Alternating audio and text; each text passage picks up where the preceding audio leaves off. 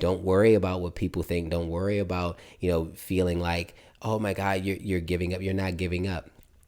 Especially when you know that the cost exceeds the benefit. So the last thing that I will offer on this topic is that you aren't meant to hold it forever.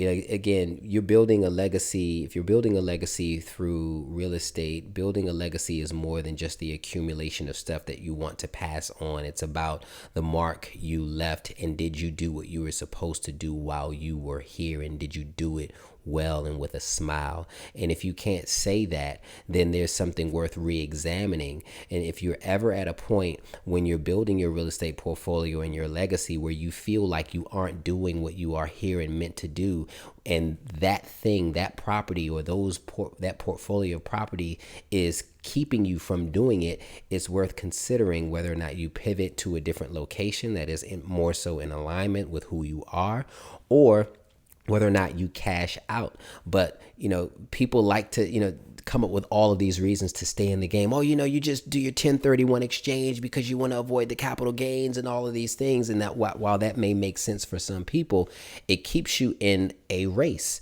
It keeps you in a form of a rat race because you're constantly trying to avoid the capital gains, and you're constantly trying to.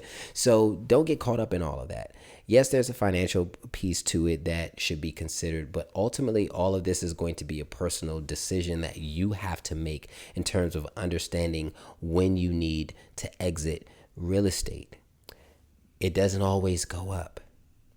You don't have to keep it forever, but only you know when the cost exceeds the benefit. And so, with that, I'm going to land this plane, and I'm really glad to be able to touch on this particular topic because it's a topic that I know is near and dear to many leaders that are building a legacy for themselves and a life for themselves and their family, and they want to use real estate as a vehicle to do that. And so that's often a part of the discussions that I have with people because while they may run their business or work a job, real estate is always a passion of theirs or something that they're interested in getting into. And so I offer perspective so that people have awareness about the ups as well as some of the challenges so that they understand if it's truly for them. And if it's something that you want to try, I advocate for you to try it, to learn from it, experience it